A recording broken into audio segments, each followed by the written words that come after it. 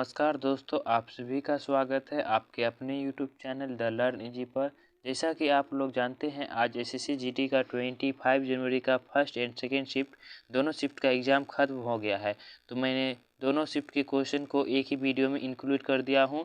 तो मैं दोनों शिफ्ट के क्वेश्चन को आपको पेपर एनालिसिस करके बताऊँगा, जो कि 100% एक करेक्ट आंसर के साथ सही होंगे। तो पहले फर्स्ट शिफ्ट का कर लेते हैं, उसके बाद सेकेंड शिफ्ट का करेंगे। तो फर्स्ट शिफ्ट में आपसे पूछा गया था पहला प्रश्न था, नाबार्ड किसके अधीन होता है? तो इसका राइट आंसर हो जाएगा भारत सरकार। तो भारत सरकार के अधीन होता है नाबार्ड। अब नाबार्ड के बारे में कुछ से जानकारी ले लेते हैं। नाबार्ड का फुल फॉर्म होता है national bank for agriculture and rural development. स्थापना हुई थी 12 जुलाई 1982 को। हेडक्वार्टर मुंबई में है। अध्यक्ष हैं वर्तमान में केवी साजी। सारे इन्फॉर्मेशन को याद रखना है, किसी भी शिफ्ट में पूछा जा सकता है। अगला प्रश्न आपका पूछा गया था, भारत के महान्यायवादी जिन्हें हम बोलते हैं अटॉर्नी जनरल को किस अनुच्छेद के तहत राष्ट्रपति द्वारा नियुक्त किया जाता है? तो इसका राइट आंसर हो जाएगा अनुच्छेद 76। अनुच्छेद 76 के द्वारा भारत के महान्यायवादी की नियुक्ति राष्ट्रपति द्वारा की जाती है। वर्तमान में महान्यायवादी कौन है? तो आर वेंकट रमनी है। कौन से नंबर के बने हैं? 16वें नंबर के बने हैं। इससे पहले जो थे 15वें नंबर के वो कौन थे? के वेणुगोपाल थे। सारे पॉइंट को आपको याद रखते चलना है। अगला प्रश्न आपका पूछा गया था, गोची उत्सव किस राज्य में मनाया जाता है? इसका राइट आंसर हो जाएगा हिमाचल प्रदेश। हिमाचल प्रदेश में गोची उत्सव मनाया जाता है। बेटी के जन्म पर यह गोची उत्सव मनाया जाता है। अगला प्रश्न आपका पूछा गया है, वर्तमान में भारतीय संविधान में कितनी अनुसूचियां हैं? तो इसका राइट आंसर हो जाएगा 12 अनुसूची। वर्तमान समय में हमारे भारतीय संविधान में 12 अनुसूची हैं और 470 अनुच्छेद हैं वर्तमान में और 25 भाग हैं। तो याद रखना है, 12 अनुसूची है वर्तमान में, 470 अनुच्छेद है और 25 क्या है? भाग है। जब संविधान लागू हुआ था तब उस समय 22 भाग थे, 8 अनुसूची थी और 395 अनुच्छेद थे। तो जब संविधान लागू हुआ उस समय कितने भाग थे? 22 भाग। अभी वर्तमान में कितने भाग हैं? 25 भाग। जब संविधान लागू हुआ तो कितनी अनुसूची थी? 8 अनुसूची। अभी वर्तमान में कितनी है? 12 अनुसूची। जब संविधान लागू हुआ तो 395 अनुच्छेद थे। अभी वर्तमान में कितने अनुच्छेद हो गए हैं? 470 अनुच्छेद। अगला प्रश्न आपका पूछा गया है,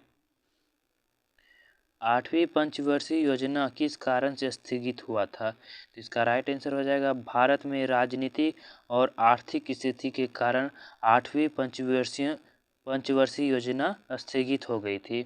अगला प्रश्न आपका पूछा गया है, मगध साम्राज्य की स्थापना किस नदी के किनारे पर की गई थी? तो इसका राइट आंसर हो जाएगा गंगा नदी। गंगा नदी के किनारे मगध साम्राज्य की स्थापना की गई थी। अगला प्रश्न आपका पूछा गया है, हेलोजन के सबसे बाहरी कोश में कितने इलेक्ट्रॉन होते हैं? तो इसका राइट आंसर हो जाएगा 7 इलेक्ट्रॉन। तो हेलोजन के सबसे बाहरी कोश में 7 इलेक्ट्रॉन होते हैं। पीरियोडिक टेबल का ग्रुप 17 हेलोजन वर्ग कहलाता है। अगला प्रश्न आपका पूछा गया है, इनमें कौन सा छत्तीसगढ़ का लोक गीत एवं लोक नृत्य नहीं है? तो मैं आपको बता देता हूँ, मुझे तो ऑप्शन नहीं मिले हैं तो मैं बता देता हूँ लोक गीत छत्तीसगढ़ के कौन कौन से हैं। लोक गीत की बात पूछी जाए तो पंडवानी, लोरिक चंदा, बांस गीत, घोटुल पाटा, पंथी गीत, ददरिया, सोहर गीत, राउत, ये सभी होते हैं छत्तीसगढ़ के लोकगीत। अब लोक नृत्य की बात बता देता हूँ, सुवा, राउत नाचा, कर्मा, ककसार और गौर नृत्य, ये सभी होते हैं छत्तीसगढ़ के लोक नृत्य। तो जो भी आपके ऑप्शन में नहीं थे इसमें से, उसको आपको टिक करना था। अगला प्रश्न आपका पूछा गया है, 1952 में व्यक्तिगत रूप से भारत की तरफ से ओलंपिक पदक किसने जीता था? तो इसका राइट आंसर हो जाएगा खासवा दादा साहेब जादव।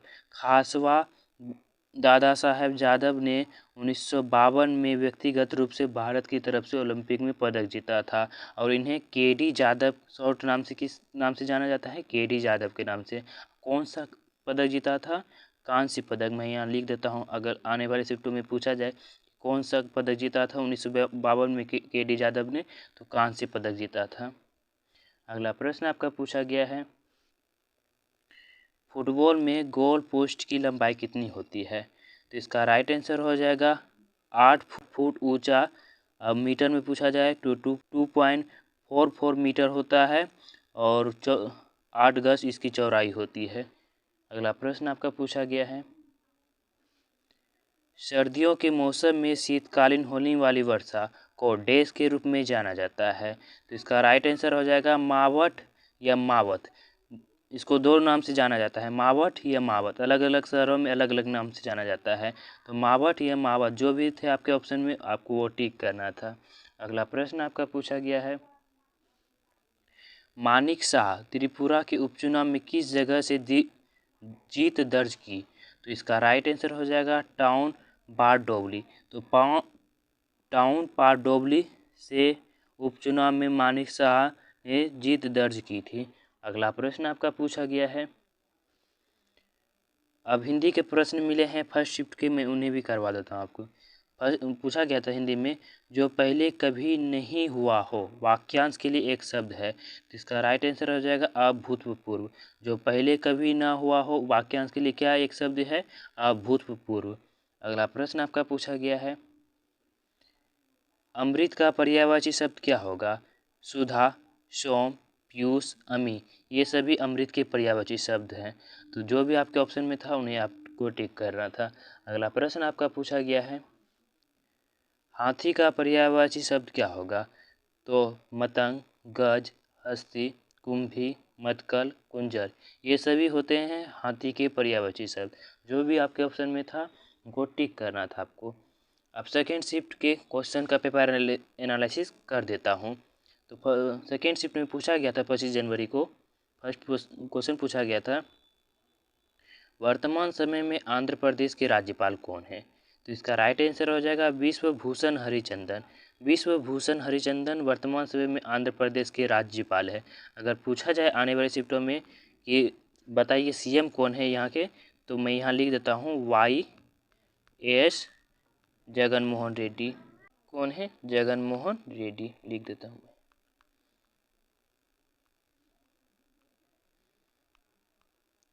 अगला प्रश्न आपका पूछा गया था सेकेंड शिफ्ट में, राउत नाचा किस राज्य का लोक नृत्य है? तो छत्तीसगढ़। तो छत्तीसगढ़ का लोक नृत्य है राउत नाचा। अगला प्रश्न आपका पूछा गया है, 2011 की जनगणना के अनुसार किस केंद्र शासित प्रदेश का साक्षरता दर सबसे ज़्यादा था? तो इसका राइट आंसर हो जाएगा लक्षद्वीप। तो 2011 की जनगणना के अनुसार किस केंद्र शासित प्रदेश का साक्षरता दर सबसे अधिक था? लक्षद्वीप। यहाँ पे केंद्र शासित क्या है, राज्य नहीं पूछा गया है। राज्य पूछता तो राज्य में हो जाता आपका केरल राज्य। सबसे अधिक किस राज्य का है साक्षरता दर? तो केरल राज्य का। सबसे कम किस राज्य का है? बिहार राज्य का। यहाँ पे पूछा क्या गया है? केंद्र शासित प्रदेश। तो केंद्र शासित प्रदेश में हो जाएगा लक्षद्वीप आपका। अगला प्रश्न आपका पूछा गया है, मौलिक कर्तव्य को किस संविधान के तहत जोड़ा गया था? तो इसका राइट आंसर हो जाएगा 42वां संविधान संशोधन। 42वां संविधान संशोधन जो कि 1976 में हुआ था, इसके तहत मौलिक कर्तव्य को संविधान में जोड़ा गया था। अगला प्रश्न आपका पूछा गया है, 2018 की एशियन गेम्स के समापन समारोह में ध्वज वाहक कौन थे? तो इसका राइट आंसर हो जाएगा रानी रामपाल। रानी रामपाल 2018 की एशियन गेम्स के समापन समारोह में ध्वज वाहक थी। अगला प्रश्न आपका पूछा गया है, सबसे पुराना वेद कौन सा है? तो इसका राइट आंसर हो जाएगा ऋग्वेद। सबसे पुराना वेद हमारा ऋग्वेद है। टोटल कितने वेद हैं? 4 वेद हैं। अगला प्रश्न आपका पूछा गया है, एवोगाद्रो नियतांक का मान क्या है? तो इसका राइट आंसर हो जाएगा 6.022 इंटू 10⁻23 मोल पर लीटर होता है एवोगाद्रो नियतांक का मान। अगला प्रश्न आपको पूछा गया है, अटल पेंशन योजना के तहत कितने उम्र के लोग लाभ प्राप्त कर सकते हैं? तो इसका राइट आंसर हो जाएगा 60 वर्ष से जो भी ऊपर के लोग हैं वो अटल पेंशन योजना के तहत लाभ प्राप्त कर सकते हैं। अटल पेंशन योजना की शुरुआत कब हुई थी? 9 मई 2015 को। अगला प्रश्न आपका पूछा गया है, भारतीय क्रिकेट कंट्रोल बोर्ड हम जिन्हें बोलते हैं बीसीसीआई के प्रथम अध्यक्ष कौन थे? तो राइट आंसर हो जाएगा ग्रांट गोवन। ग्रांट गोवन भारतीय क्रिकेट कंट्रोल बोर्ड बीसीसीआई के प्रथम अध्यक्ष थे। अब बात हुई है यहाँ पे बीसीसीआई की। बीसीसीआई का फुल फॉर्म होता है the board of controller for cricket in India. इसकी स्थापना हुई थी दिसंबर 1928 को। हेडक्वार्टर मुंबई में है। वर्तमान में इनके अध्यक्ष हैं रोजर बिन्नी, जो कि 36वें नंबर के बने। कौन से नंबर के? 36वें नंबर के। 35वें नंबर के कौन थे? तो सौरभ गांगुली थे। कौन थे 35वें नंबर के? सौरभ गांगुली। अगला प्रश्न आपका पूछा गया है, कोशिका में लवक कहाँ पाया जाता है? तो इसका राइट आंसर हो जाएगा कोशिका द्रव्य। कोशिका द्रव्य में कोशिका लवक पाया जाता है। अगला प्रश्न आपका पूछा गया है, अखिल भारतीय हरिजन सेवक संघ की स्थापना किस वर्ष हुई थी? तो इसका राइट आंसर हो जाएगा 1932। 1932 ईस्वी में अखिल भारतीय हरिजन सेवक संघ की स्थापना की गई थी। किसके द्वारा की गई थी? महात्मा गांधी के द्वारा की गई थी। अगला प्रश्न आपका पूछा गया है, हाल ही में सेवा ऐप किसके द्वारा लॉन्च किया गया है? तो राइट आंसर हो जाएगा पीयूष गोयल। पीयूष गोयल के द्वारा हाल ही में सेवा ऐप को लॉन्च किया गया था। अगला प्रश्न आपका पूछा गया है, भारत में उच्च न्यायालयों की कुल संख्या कितनी है? तो इसका राइट आंसर हो जाएगा 25। तो वर्तमान समय में भारत में कितने उच्च न्यायालय हैं? तो 25 उच्च न्यायालय हैं। अगला प्रश्न आपका पूछा गया है, पांचवी पंचवर्षीय योजना का मुख्य उद्देश्य क्या था? तो इसका राइट आंसर हो जाएगा गरीबी दूर करना और आत्मनिर्भर पर जोर दिया गया था पांचवी पंचवर्षीय योजना में। इसका कार्यकाल कब से कब तक था? 1974 से 1978 के बीच। अगला प्रश्न आपका पूछा गया है, ये हिंदी के प्रश्न मिले हैं सेकेंड शिफ्ट के, मैं उन्हें भी करवा देता हूँ। जैसे प्रश्न पूछा गया था हिंदी में, टांग अड़ाना मुहावरे का अर्थ क्या होगा? तो राइट आंसर हो जाएगा अड़चन डालना। तो अड़चन डालना, टांग आना मुहावरे का अर्थ होता है। अगला प्रश्न आपका पूछा गया है, कनिष्ठ का विलोम शब्द क्या होगा? तो इसका राइट आंसर होगा ज्येष्ठ या वरिष्ठ। ज्येष्ठ या वरिष्ठ कनिष्ठ का विलोम शब्द होता है। जो भी आपके ऑप्शन में थे उन्हें आपको टिक करना था। अगला प्रश्न आपका पूछा गया है, विष्णु का पर्यायवाची शब्द क्या होगा? तो विष्णु का पर्यायवाची शब्द होता है दामोदर, पीताम्बर, जनार्दन, मुकुंद, गोविंद। ये सभी होते हैं विष्णु के पर्यायवाची शब्द। तो ये थे आज के 25 जनवरी के फर्स्ट एंड सेकेंड शिफ्ट के क्वेश्चन। अगर कोई क्वेश्चन रह गए हैं तो आप कमेंट करके बता सकते हैं, मैं उनका आंसर आपको बता दूंगा।